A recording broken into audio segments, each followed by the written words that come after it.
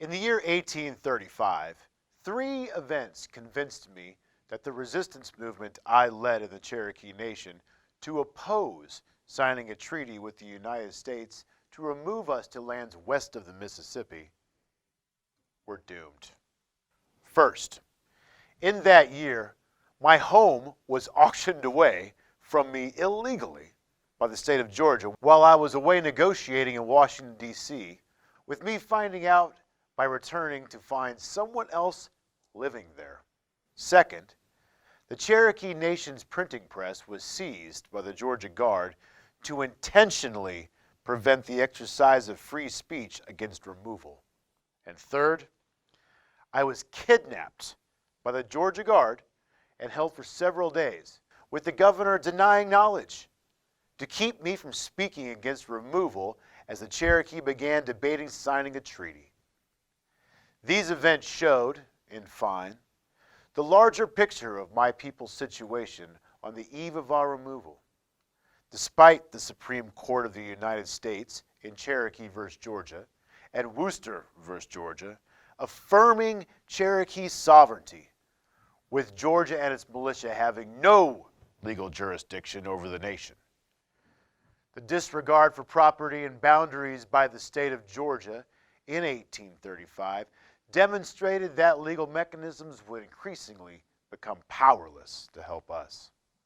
My kidnapping and the seizure of our press put the voice of opposition out of contact and circulation, even as a time was being set for negotiations in December of 1835 with the nation for a final decision on removal, which a faction approved in the Treaty of New Echota. All of these events, carrying larger currents in them, became a confluence, which presented me with but two stark choices: to see my people sacrificed in a futile defense of our rights, or admit defeat.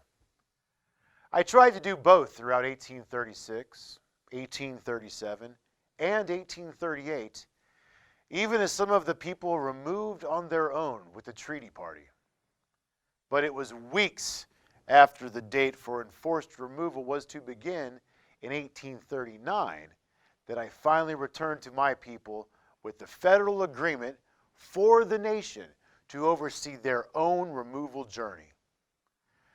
Though U.S. Army regulars had rounded up the Cherokee into camps of emigration where they awaited the Great Trek, it would be the nation itself which oversaw the journey, even down to hiring the contractors, such as my own brother, Edward Ross, to arrange food, transportation, and lodging as I led along the way. Due to the lateness of the year in starting the journey, and most of it being during the winter, many of the nation died on the trail. The treaty party, which had not experienced deaths on their travel, would perhaps lay those deaths at mine and my brother's feet for delaying the journey to the wrong time of the year and being ill-prepared.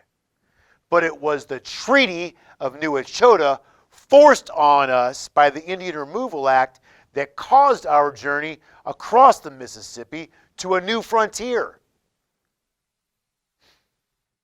A new frontier.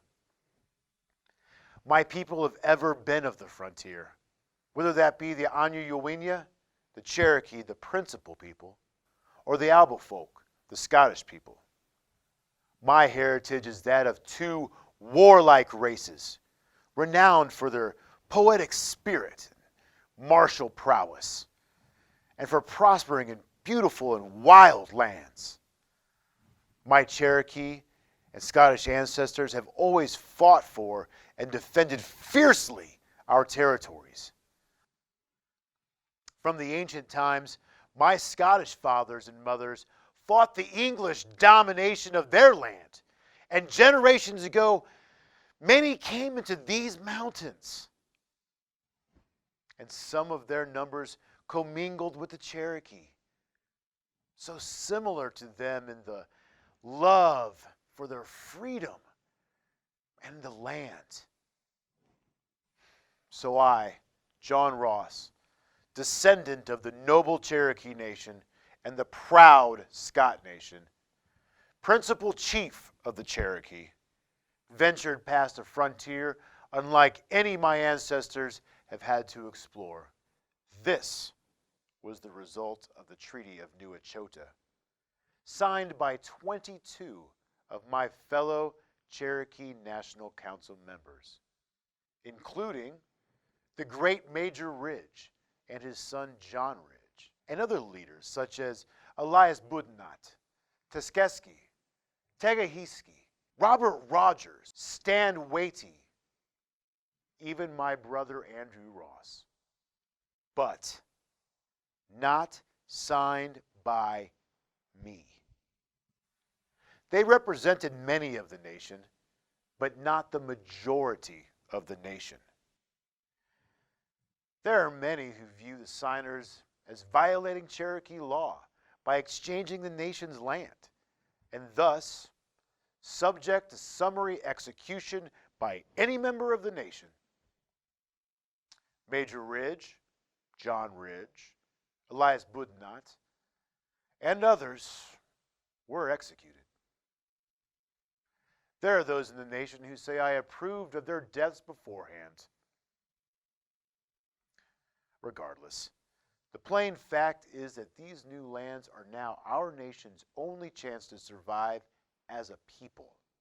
Whether one approved the Treaty of New Echota, as the late Ridges did, or sought to continue negotiations as I did, treaty party or national party, these factions may be called. Both factions are Cherokee and of the nation. Both wish for peace and prosperity. We shall see.